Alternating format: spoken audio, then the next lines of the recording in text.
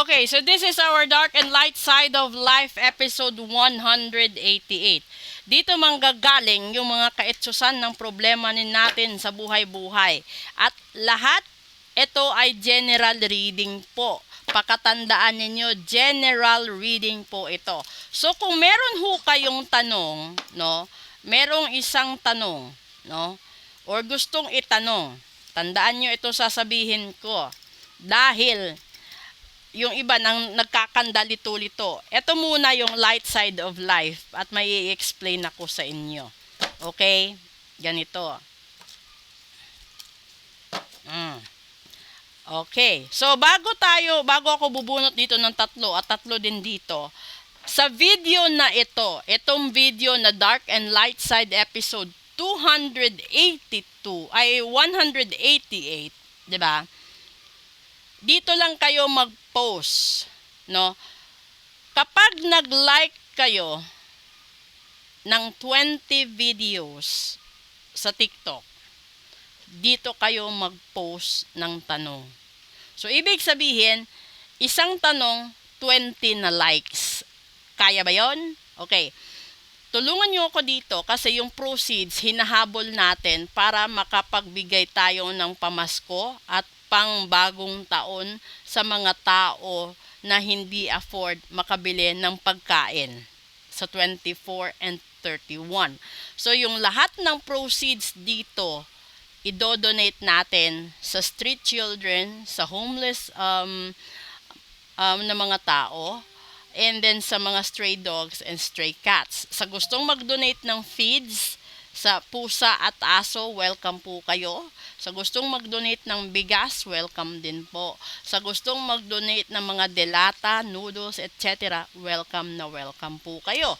Ngayon, gusto kahit mga candies sa mga kabataan, pwede din po. Basta 20 likes, isang tanong. So, nasa sa inyo na po yun. I-like nyo ng 20 na times, tapos dito kayo mag-post ng tanong sa video na ito. Makikita din po yan natin sa videos. So, 20 likes, isang tanong. Another 20 likes, isang tanong. Sasagutin ko dito lang sa video na ito, ha? So, mag-like kayo doon sa lahat ng videos ko, 2020, bawat 20 isang tanong, pero i-post nyo yung tanong sa video lang na ito. Okay? So, kuha tayo dito ng tatlo. Ay! 5 of Wands agad? Conflict? Pangalawa, Page of Cups. Naku. And, pangatlo, ay the devil. Diyos ko. Nadidemonyo po buhay nyo. Maraming away, maraming argumento, maraming mga chaotic situations dahil dito sa mga taong magbibigay at gusto mong magparamdam sa'yo ng pag-ibig, pagkalinga, pagtulong, or pagsagip. 'Di ba? Sa mga bagay-bagay na gusto mong umpisahan at sa mga bagay na gusto mong tapusin. Kukuha tayo dito ng tatlo. Ano man dapat nating gawing kasagutan at solusyon? Una, 3 of Wands, that's foresight. Pangalawa, the Sun, that is happiness and joy. Pangatlo, the Ace of Swords, which is the straightforward, no? Ngayon, ito yung sinasabi dito. Kung dito tuliro, tulala, no?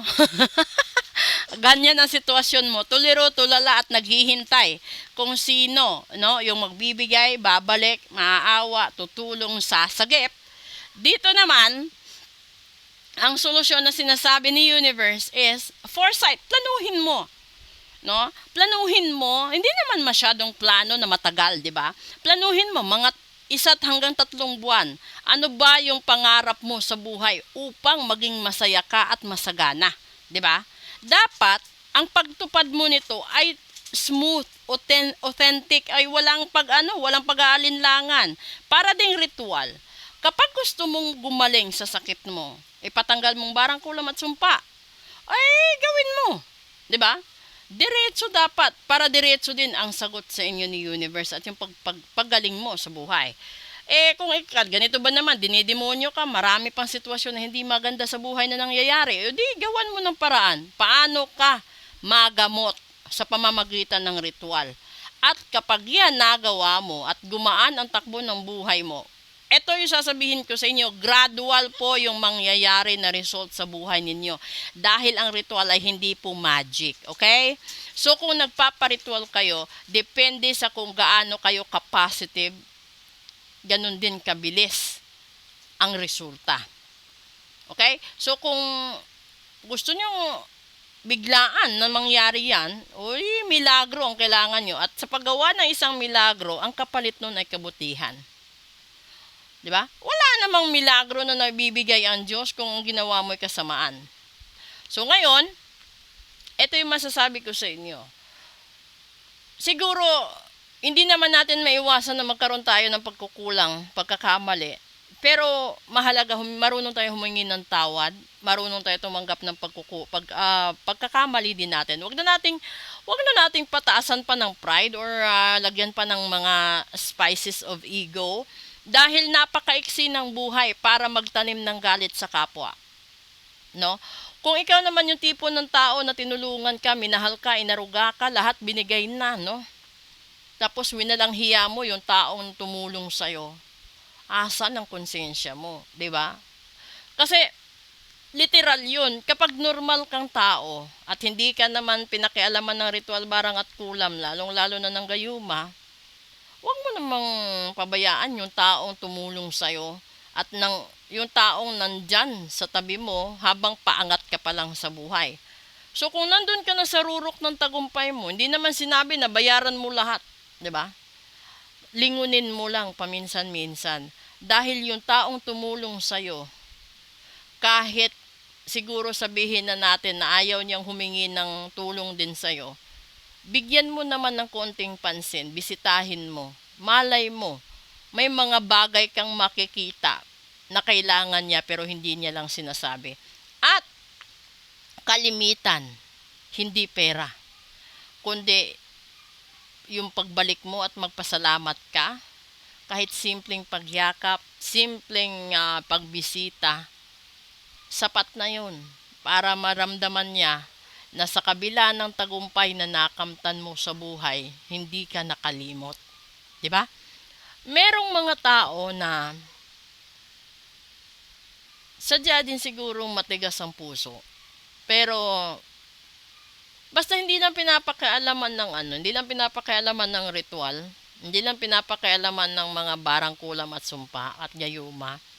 Mga tao may konsensya. Pero yung tao kasing hindi na nakakaramdam or parang manhid na, ito yung mga taong sobrang inabuso. No? Hindi lang sa financial na side, siguro emotionally at mentally.